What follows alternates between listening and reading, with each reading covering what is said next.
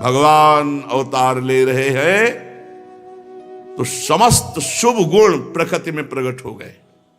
सुहावना सब लुभायमान प्रकृति, रोहिणी नक्षत्र, आकाश के सभी नक्षत्र ग्रह तारे शांत सौम्य हो रहे हैं। जब अंतःकरण निर्मल हो जाता है तो भगवान का प्रादुर्भाव होता है। ऐसे प्रकृति निर्मल हो गई भगवान के प्रादुर्भाव के समय। काल, दिशा, पृथ्वी, जल, अग्नि, वायु, आकाश, मन, आत्मा सब अलग अलग दिव्य तेजों में निर्मल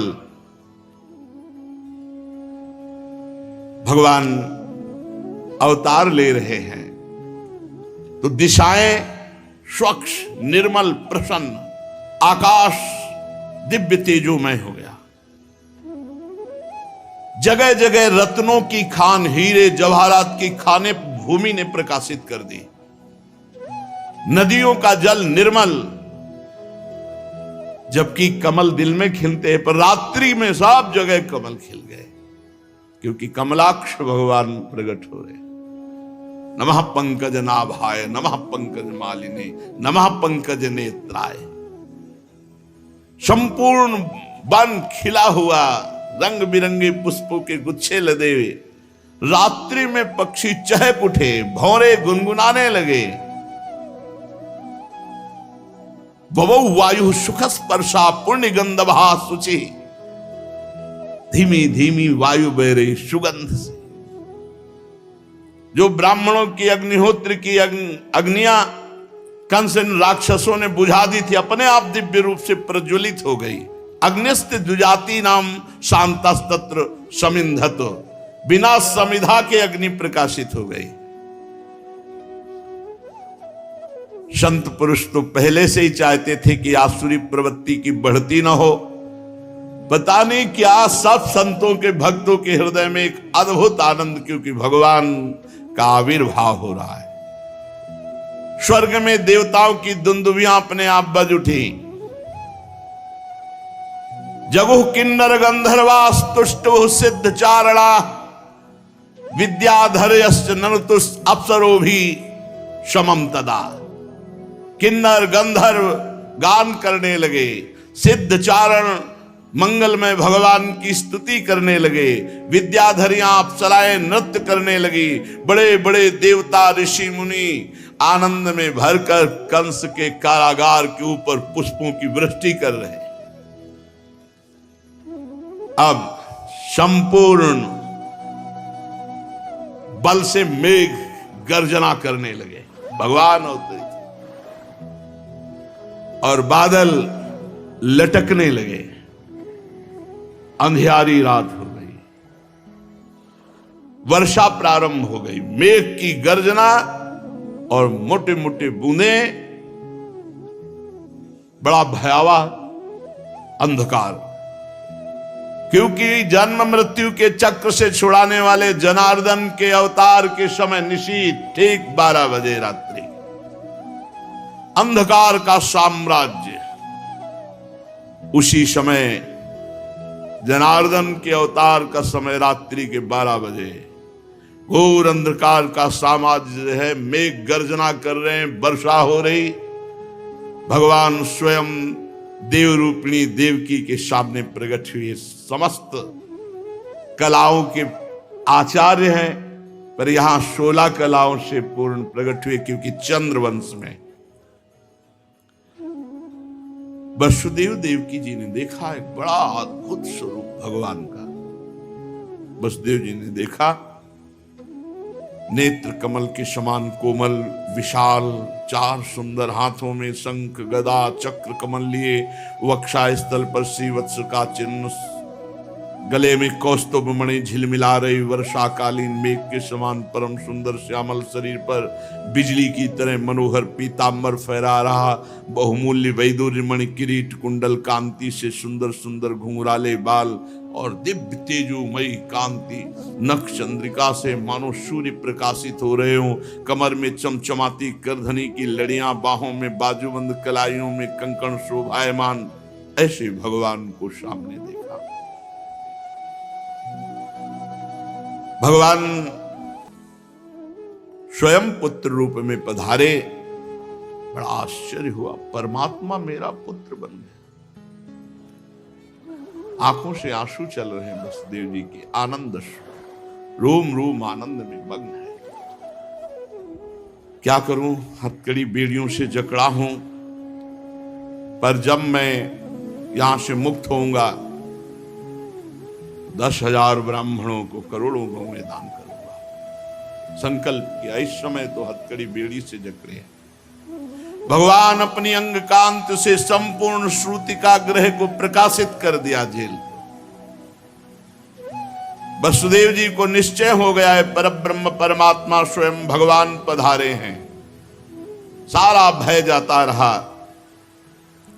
भगवान के चरणों में मस्तक रखा और हाथ जोड़कर स्तुति करने लगे। समझ गया प्रकृति से अतीत साक्षात परमात्मा पुरुषोत्तम आपका स्वरूप केवल अनुभव स्वरूप, केवल आनंद स्वरूप, आप समस्त बुद्धियों के एकमात्र साक्षी। आप ही स्वर्ग के आदि में अपनी प्रकृति से इस त्रिगुणमयी जगत की सृष्टि करते हैं, फिर इसमें प्रविष्ट ना होने पर भी प्रविष्ट होने की लीला करते हैं। प्रभु, जैसे जब तक महातत्वादि कारण तत्व पृथक पृथक रहते हैं तब तक उनकी शक्ति भी पृथक पृथक होती। जब वे इंद्रियादि 16 विकारों के साथ मिलते हैं तभी वो इस ब्रह्मांड की रचना करते हैं। इसे उत्पन्न करके इसी में अनुप्रविष्ट से जान पड़ते हैं। पर सच्ची बात तो यह है कि वे किसी पदार्थ में प्रवेश नहीं करते। इसका कारण है कि वो स्वयं पदार्थ बने हुए हैं। ठीक वैसे ही बुद्धि के द्वारा केवल गुणों के लक्षणों का अनुमान होता है, आपका नहीं। बुद्धि की सामर्थ्य नहीं कि भगवान का अनुभव करा सके। हे सर्वांतर्यामी, हे परमार्थ सत्य आत्म स्वरूप, ये गुणों का आवरण आपको नहीं ढक सकता। इसलिए आप में ना बाहर है ना भीतर है, फिर भी आप किसमें प्रवेश करेंगे? मैं सत्य समझता हूं आपकी कृपा से। वो अज्ञानी है जो ये बात नहीं समझ पाता है। ये देह के आदि पदार्थ सब माया का विलास है। विचार के द्वारा इसकी अस्तित्व सिद्धि नहीं होती, बल्कि बाधित हो। जो बाधित है, जैसे स्वप्न में है तो जागृत अवस्था का स्थूल देह बाधित पड़ा है, कोई ध्यान नहीं। और जब जागृत हुए तो स्वप्न अवस्था झूठी। ये तत्काल जो झूठे हो रहे हैं, सत्य कैसे हो सकते हैं? आप सर्वशक्तिमान, सबके स्वामी, संसार के रक्षक, आप मेरे घर आए। अखिल कोटि ब्रह्मांडों के पिता हैं आप। प्रभु, ये बड़े बड़े असुर प्रकट हो गए हैं जो घोर अत्याचार कर रहे हैं। आप इनका संहार कर डालो। हे आराध्य देव, ये कंस बड़ा दुष्ट है। प्रभु, मुझे अब भी भय लग रहा है कि अगर वो सुनेगा कि आपका अवतार हुआ, आप प्रकट हुए, तो प्रभु जैसे आपके भाइयों को मार डाला, कहीं वो शस्त्र लेकर आए और ऐसा कुछ अनिष्ट ना कर दे। जान रहे परब्रह्म परमात्मा है, पर पुत्र भाव है, इसलिए अधिक प्रीति मन भाषण देहा। जब वसुदेव जी स्तुति कर रहे हैं तो देवकी जी गौर से देख रहे हैं कि अरे पुरुषोत्तम सच्चिदानंद भगवान। पहले तो कंस के भय से भयभीत, फिर मुस्कुराती हुई देवकी जी ने कहा, प्रभु प्रभु, वेद जिसे अव्यक्त बताते हैं वो व्यक्त होकर हमारे सामने है। ब्रह्म ज्योति स्वरूप बताते हो मेरा पुत्र बनने। प्रभु, जिस समय ब्रह्मा की पूरी आयु 2 परार्थ समाप्त हो जाती है, उस समय वो भी भयभीत होते हैं और काल शक्ति के द्वारा ब्रह्मलोक तक सब नष्ट कर देते हैं आप। ये पंचमहाभूत अहंकार महातत्व प्रकृति में लीन हो जाता है। प्रभु, आप केवल शेष रहते हैं, इसलिए आपका नाम एक शेष है। प्रभु, ये मृत्युग्रस्त जीव कहां किस की शरण में नहीं गया, लेकिन आज तक कोई निर्भय नहीं कर पाया। आज आप बड़े भाग्य की आपके दर्शन हो रहे, आपकी शरण में। भक्त भयारी, हम लोग बहुत भयभीत हैं कंस से। देखो, भगवान को देख रहे हैं, फिर भी पुत्र भाव होने के कारण ये बात है। प्रभु हम बहुत भयभीत हैं, अपने लिए नहीं, आपके लिए। कहीं कंस ऐसे, मधुसूदन कुछ ऐसा उपाय करो जिससे कंस न जान पावे कि आप मेरे यहां प्रकट हुई। मेरा धैर्य टूट रहा है, मैं आपके लिए कंस से डर रही हूं। विश्वात्मन मेरी प्रार्थना है। ये होता है बालक रूप भगवान का। उपसंघर विश्वात्मन नदो रूपम अलौकिकम शंख चक्र गदा पद्म श्रियाजुष्टम चतुर्भुजम। हटावे रूप प्रभु, उपसंहार करो इस रूप का और बालक बनो जैसे कौशल्या जी। उपसंहार करो इस रूप का नाथ और आप मेरे बालक के रूप में। विश्वम यदे तत् स्वतनौ निशांते यथावकाशम पुरुषा परो भवान। बिभर्ति सोयम मम गर्भगो भूतदहो नृलोकस्य विडंबनम हितत्। देखते देखते भगवान बाल रूप, और बताया कि सुनो, स्वयंभू मनवंतर में जब तुम्हारा पहला जन्म हुआ था उस समय तुम्हारा नाम प्रश्नि था और वसुदेव सुतपा नाम के प्रजापति थे।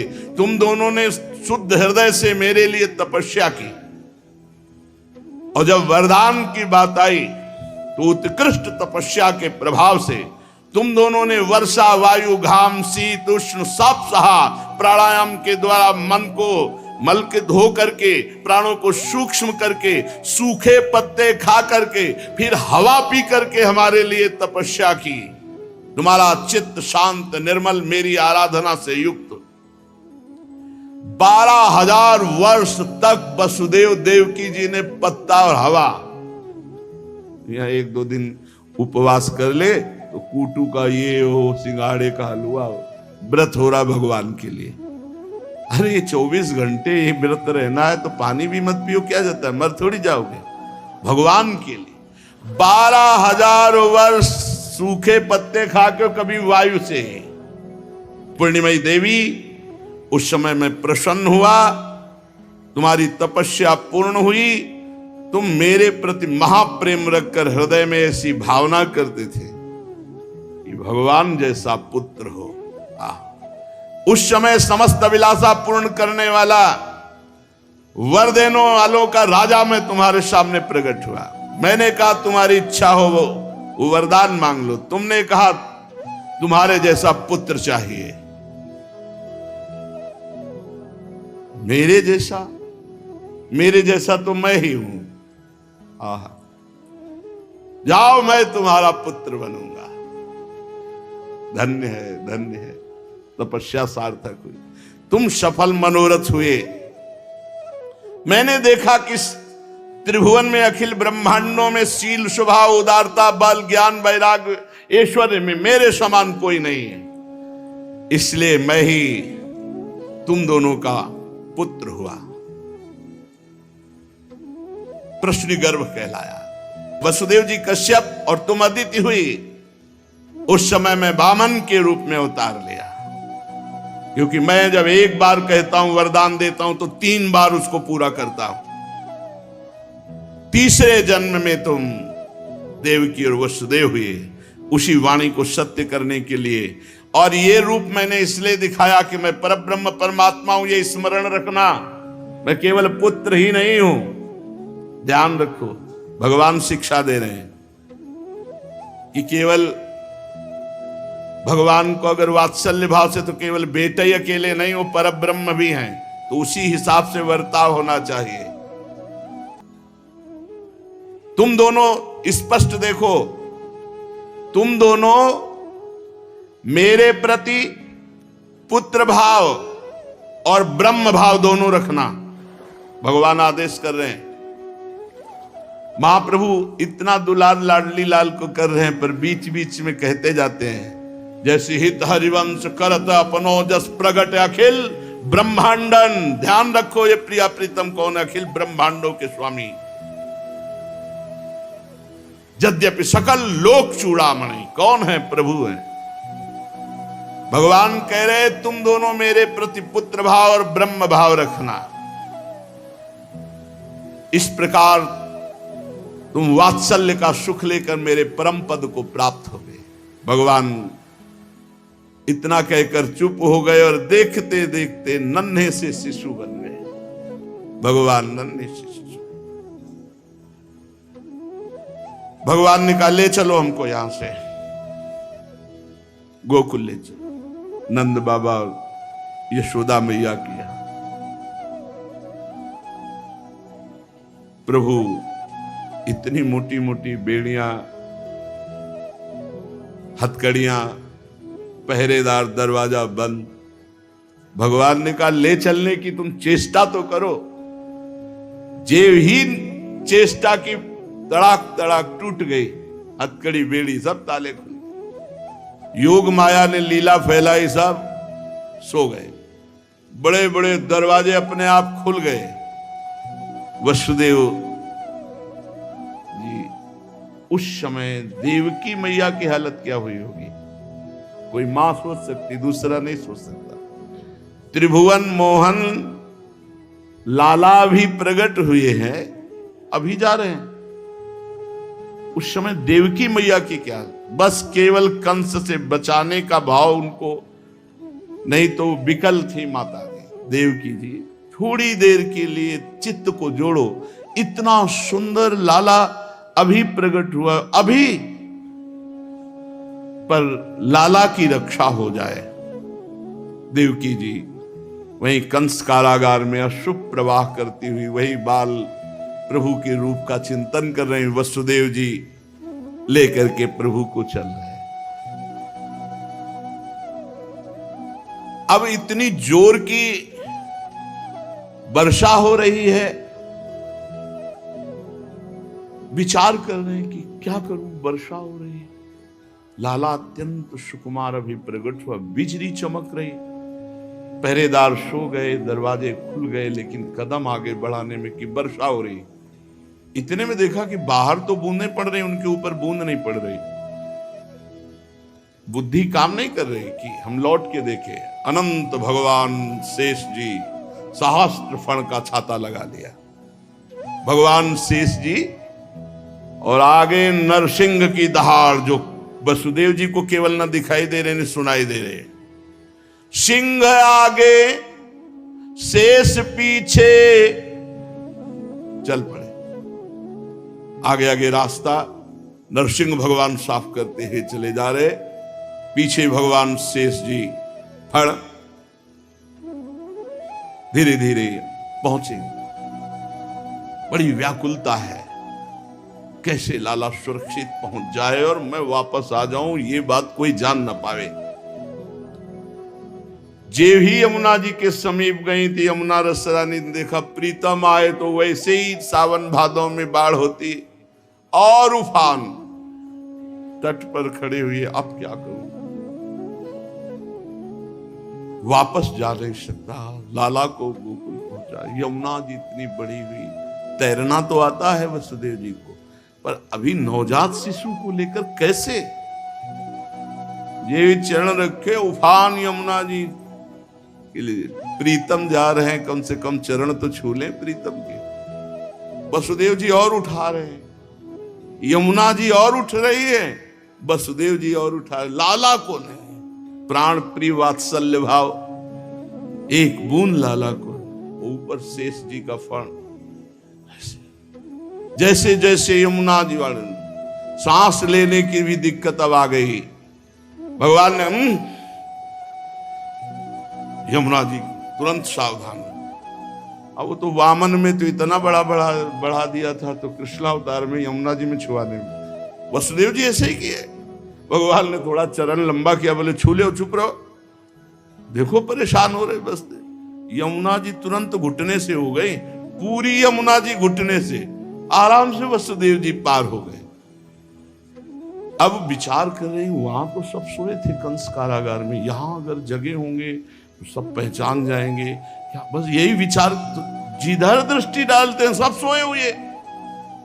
सीधे वहां पहुंचे तो देखा रोहिणी जी दीवाल में लगी हुई है, सखियां जितनी दासियां सब जो जैसे यशोदा जी शैया पर और लाला नील मेघ कांति इतना सुंदर पार्श्व में की दृष्टि ऐसे है वसुदेव जी की, कोई देख तो नहीं रहा, लाला के ऊपर लाला, लाला में लाला समा गए और बगल में योग माया रो रहे कन्या के रूप में। जल्दी उठाया, जैसा भगवान ने आदेश किया था कि हमें गोकुल में छोड़ा हो, यहाँ यशोदा की कन्या को गोद में आते ही रोना बंद। जो लाली शांत, योग माया है अनुकूल, बस जैसे गए थे वैसे ही सुविधा से वापस आए और जे ही जेल के अंदर हुए भड़ाक से दरवाजे अपने आप बंद, पहरेदार जग गया, ताला मोटा हो से लगा, अंदर गए हथकड़ी बेड़िया जकड़ गई। योग माया है ना साथ में, जब प्रभु है तो सब खुल गए, माया है तो सब बंद गए, रोना शुरू कर दिया। पहरेदार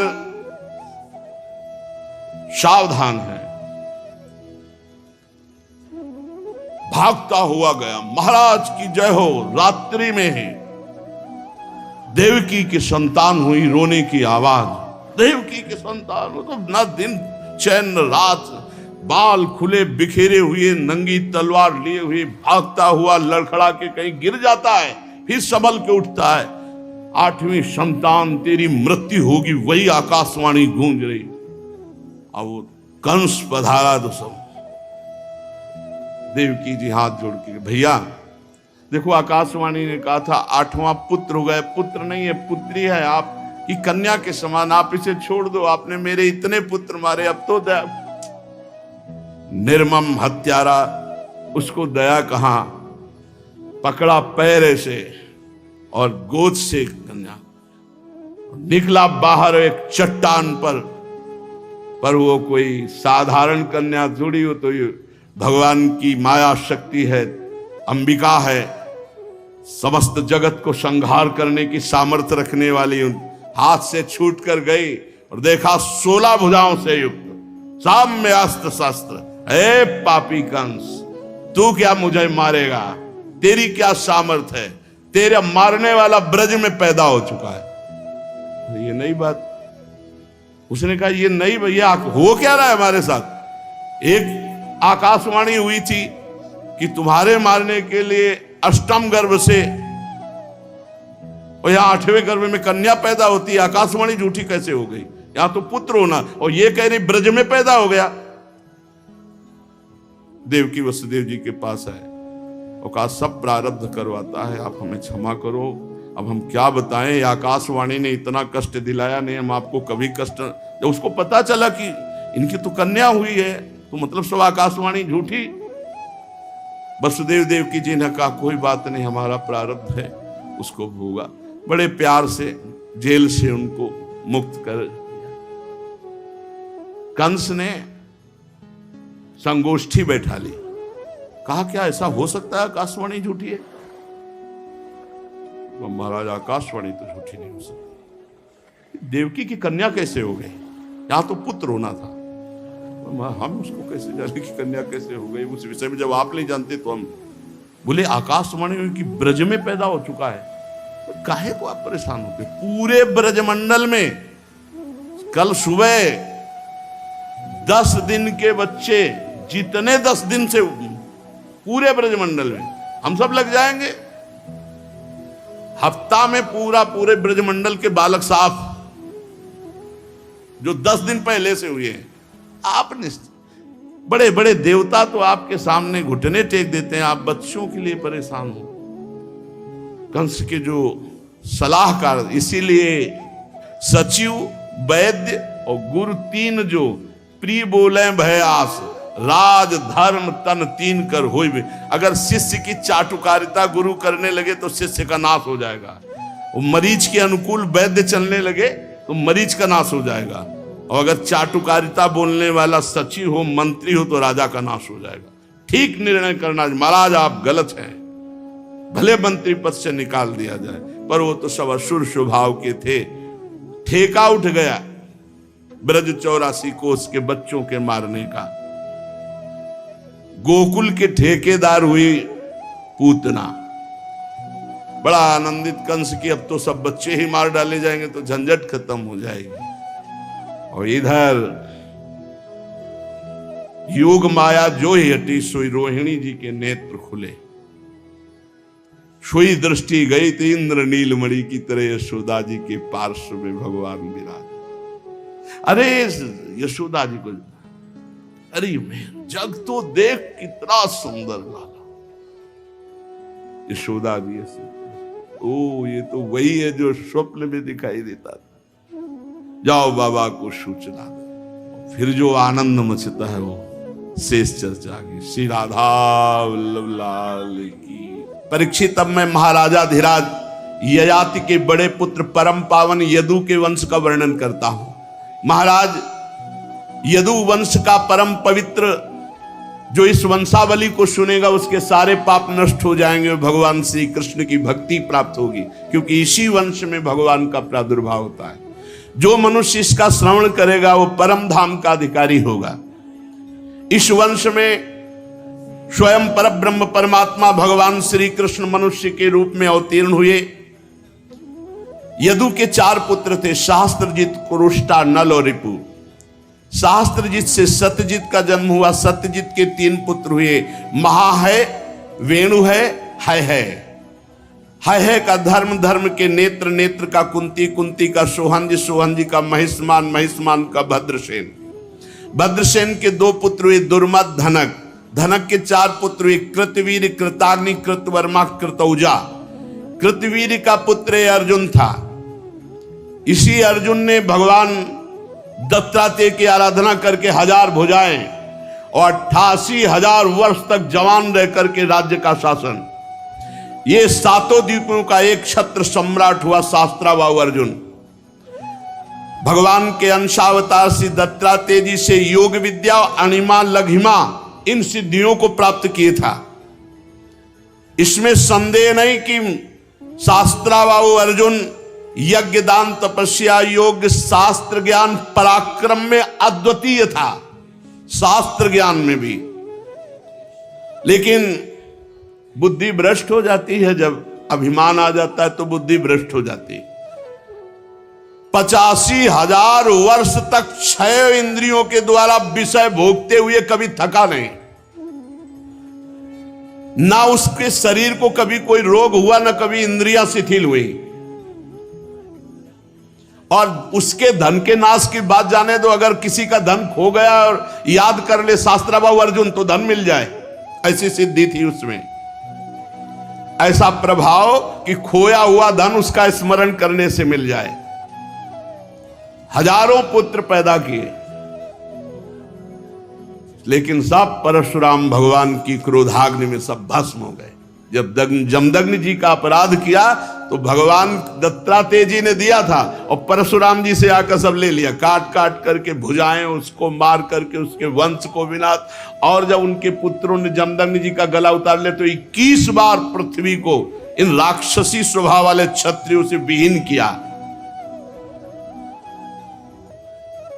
भगवान परशुराम जी से बचे हुए जो गुप्त रूप से रखे गए थे क्षत्रिय, जयध्वज, सूरसेन, वृषभ, मधु, उर्जित, 5। जयध्वज के पुत्र का नाम था तालजंग। तालजंग के 100 पुत्र, सब तालजंग नाम के क्षत्रिय कहलाए। महर्षि औरव की शक्ति से राजा सगर ने इन तालजंगों का संहार किया। 100 पुत्रों में सबसे बड़ा वीतिहोत्र, वीतिहोत्र का मधु, मधु के 100 पुत्र थे, उनमें सबसे बड़े थे वृष्णि, इसलिए भगवान को वृष्णिवंशी कहा गया। माधव कहा गया मधुवंशी, यादव कहा गया यदुवंशी, महाराज यदु के। मधु, वृष्णि, यदु के कारण ये माधव, वार्ष्णेय और यादव के नाम से प्रसिद्ध हुआ। यदुनंदन क्रोष्ट के पुत्र का नाम था वृजिनवान। वृजिनवान का पुत्र स्वाई, स्वाई का ऋषेक। गुरुदेव भगवान बड़े ध्यान से ये जन्म वंश परंपरा, जब जन्माष्टमी होती तो एक दिन शाम से शुरू करवाते हो, बड़े गौर से ऐसे आसन में बैठे हुए और कहते सुनना चाहिए, इसके सुनने से हृदय पवित्र होता है। ये भगवान के वंश का वर्णन है। वृजिनवान का पुत्र स्वाई, स्वाई का ऋषेक, ऋषेक का चित्ररथ, चित्ररथ के पुत्र का नाम था शशबिंदु। ये परम योगी, महान भोगेश्वर संपन्न, अत्यंत पराक्रमी 14 रत्नों का स्वामी, हाथी घोड़ा रथ स्त्री बाण खजाना माला वस्त्र वृक्ष शक्ति पास मणि छत्र विमान, ये 14 रत्न। शशबिंदु बहुत बड़े पराक्रमी राजा हुए। जानते उनके लड़का कितने थे? 100 करोड़। शशबिंदु के 10,000 पत्नियां थी, उनमें से एक एक पत्नी से 1-1 लाख संतान, उनके 100 करोड़ 1 अरब संतान थी महाराज शशबिंदु के। पृथुश्रवादि 6 पुत्र बड़े थे। पृथुश्रवा के पुत्र का नाम था धर्म, धर्म का पुत्र उष्णा, उसने 100 अश्वमेध यज्ञ किए। उष्णा का पुत्र हुआ रुचक, रुचक के 5 पुत्र हुए, पुरजित, रुक्म, रुक्मेश, पृथु और ज्यामक। ज्यामक की पत्नी का नाम था शैव्या। ज्यामक के बहुत दिनों तक कोई संतान नहीं हुई, परंतु उसने अपनी पत्नी की भय से दूसरा विवाह नहीं किया। अब एक बार उसने एक भोज्या नाम की कन्या लाए अपने रथ पे बैठा करके, कि पहली वाली की तो संतान नहीं, तो पति के रथ पर उस कन्या को, भोज्या को देख करके चिढ़कर बोली, एक कपटी, ये किसको बैठाल कर लाया मेरी जगह? तो ज्यामक ने कहा, ये हमारी पत्नी नहीं बनी, ये तो पुत्र वधू बनेगी। शैव्या ने मुस्कुरा के कहा, पुत्र तो है नहीं, मैं तो बांझ हूं, मेरी कोई सौत नहीं, फिर पुत्र वधू कैसे बन सकती? तू भयभीत होकर कह रहा है। ज्यामक ने कहा, यदि मैंने सत्य पे चला हूं, धर्म का पालन किया है, तो विनोद में भी मेरी कही हुई बात भगवान रक्षा करेंगे। तू विश्वास कर, भगवान मुझे संतान देंगे। राजा ज्यामक का वचन भगवान ने सुना। ये देखो फिर क्या था, शैव्या को गर्व रहा और उससे बड़ा सुंदर बालक हुआ जिसका नाम हुआ विदर्भ। उसी ने शैव्या की 7वीं पुत्री भोज्या से विवाह किया। फिर आगे चल करके राजा परीक्षित, भोज्या से 3 पुत्र हुए, कुश, कृथ, रोमपाद। ये विदर्भ वंश बहुत श्रेष्ठ परम पावन है। रोमपाद का पुत्र बब्बू, बब्बू का कृति, कृति का उसिक, उसिक का चेदी। चेदी के वंश में दमघोष हुआ और दमघोष के वंश में शिशुपाल हुआ। ये शिशुपाल जब हुआ तो 4 भुजाएं हुई और ऐसा रोया पूरा नगर भयभीत हो गया पैदा होते ही। अब ये जो उत्सव मनाया जाता है बालक का, उस उत्सव में सब रिश्तेदार नातेदार सम्मिलित हुए, पंडित भी आए, ज्योतिषाचार्य। तो जो बुआ थी भगवान की, जो दमघोष को ब्याही हुई थी, उनसे पंडितों ने कहा कि क्या जानना चाहती हो अपने बालक के विषय में, बड़ा तेजस्वी है। बोले बस इतना जानना चाहती हूँ कि इसकी मृत्यु किसके हाथ से होगी। तो उन्होंने कहा कि जिसकी गोद में डालने से 2 भुजाएं इसकी टूट के गिर जाएं, वही से मारेगा, और वो कोई तुम्हारा सगा रिश्तेदार होगा, कोई और ज्यादा ढूंढने की जरूरत नहीं, हम ज्योतिष से बता रहे हैं। तो रिश्तेदार तो सब आए थे, सबकी गोद में शिशुपाल को डाला गया, और जो ही भगवान श्री कृष्ण की गोद में डाला, सो 2 भुजाएं कट के गिर गई। हाथ जोड़ा और कहा, बेटा जैसे शिशुपाल मुझे प्यारा वैसे तुम प्यारे हो, हमारे शिशुपाल की तुम हत्या न करना, ये मुझे वचन दो। तो भगवान श्री कृष्ण ने कहा, 100 अपराध हुआ, 1 अपराध नहीं 100 अपराध माफ करूंगा, लेकिन 100 के बाद फिर शायद ना माफ कर पाऊं। तो उन्होंने सोचा 100 क्यों करेगा भाई, इतना क्यों? वो जन्म से श्री कृष्ण के खिलाफ, वो भगवान का पार्षद है ना शिशुपाल, दंत वही जय विजय। तो तला के जब बोलता था तब श्री कृष्ण को गाली देना शुरू किया, जैसे कोई बचपन से चालीसा पढ़ता है ना, ऐसे भगवान को गालियां देता था। ये शिशुपाल, शिशुपाल का कृत, फिर उसका कुंती, कुंती का दृष्टि, दृष्टि का निर्वत, निर्वत का दशार, दशार का व्योम, भगवान का वंश है ना। व्योम का जीमूत, जीमूत का विकृति, विकृति का भीमरथ, भीमरथ का नवरथ, नवरथ का दशरथ, दशरथ का शकुन, शकुन का करम से देवराज, देवराज से देवछत्र, देवछत्र से मधु, मधु से कुरुवस, कुरुवस से अनु, अनु से पुरुहोत्र, पुरुहोत्र से आयु, आयु से सात्वत का जन्म हुआ, सात्वत से भजमान, भजी, दिव्य, वृष्णि, देवाव्रत, अंधक, महाबोध। भजमान की 2 पत्नियां, 1 से 3 पुत्र, निम्लोच, किंकिणी, दृष्टि। दूसरी पुत्र से सताजित, शास्त्राजित, अयुताजित। देवावृत के पुत्र का नाम था वभ्रु। देवावृत और वभ्रु के संबंध में बात कही जाती है कि हमने दूर से जैसा सुना वैसा निकट से देखा। देवावृत और वभ्रु ने 14,065 मनुष्यों को ब्रह्म उपदेश करके परम पद पहुंचा दिया। गिनती भी श्री सुखदेव जी की है। 14,065 मनुष्यों को परम पद पहुंचाया उपदेश दे करके।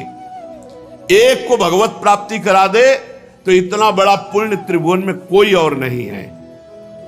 सात्वत पुत्रों में महाभोज बड़े धर्मात्मा हुए, उसी के वंश में भोजवंशी यादव हुए। वृष्णि के 2 पुत्र हुए, सुमित्र और युधाजित। युधाजित के सिनमित्र अनिमित्र, अनिमित्र के निम्नि का जन्म हुआ। सत्राजित और प्रसेन नाम से प्रसिद्ध यनुवंशी निम्न के ही पुत्र थे। अनिमित्र का एक और पुत्र था जिसका नाम सिनी, सिनी से सात्यक का जन्म हुआ।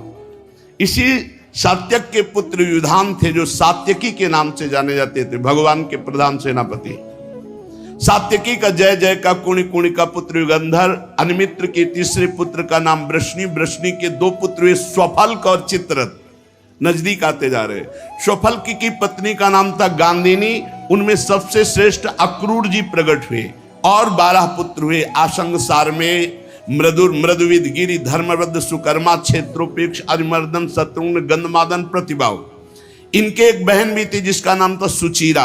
अक्रूर के 2 पुत्र थे, देवानुपदेव। स्वफल्क के भाई चित्ररथ, पृथु, विदुरथ आदि बहुत से पुत्र हुए जो वृषणवंशियों में श्रेष्ठ माने जाते हैं। सात्वक के पुत्र अंधक के 4 पुत्र हुए, कुकुर, भजमान, शुचि, कंबल, बरही। उनमें कुकुर का पुत्र वन्नी, वन्नी का विलोमा, विलोमा का कपोतरुमा, कपोतरुमा का अनु।